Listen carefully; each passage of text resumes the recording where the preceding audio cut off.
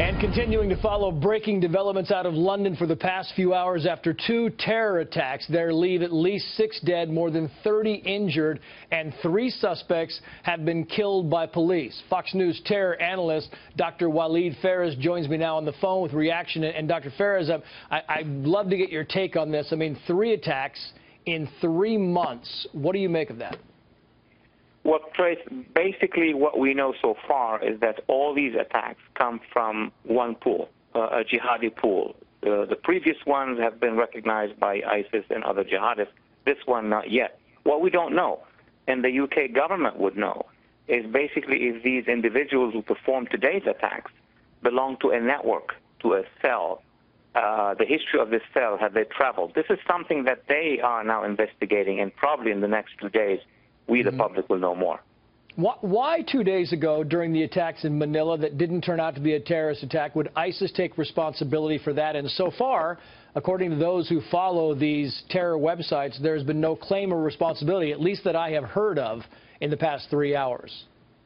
Well, you remember over the past, I would say, many attacks, both in the UK and France, and I do remember also in California.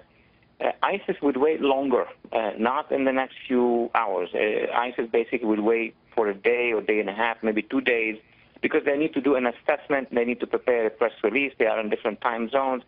It is most likely that this attack will be claimed by ISIS, even though if the individuals who performed were not members of that core group in Iraq, Syria, or Libya.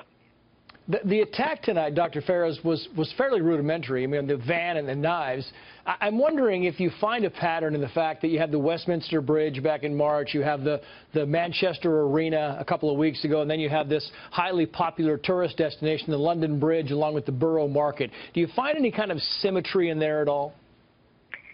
Look, the general strategy of ISIS is almost as follows. Number one, if members or sympathizers can pull a big one, like the bombing of nightclubs or machine gunning, then they will go with it.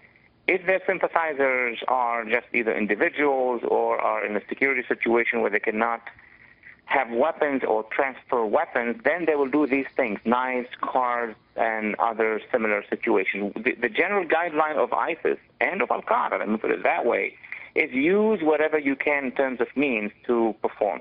Now, what they have discovered over the past 2 to 3 attacks is that cars and knives and tools like these are more efficient in cities like London or other cities where you have a high security situation. Yeah, Dr. Walid Phares, and you know, the psychological part of that also plays into that. Dr. Walid Phares, it's always good insight. Sir, thank you for joining us late tonight. Thank you.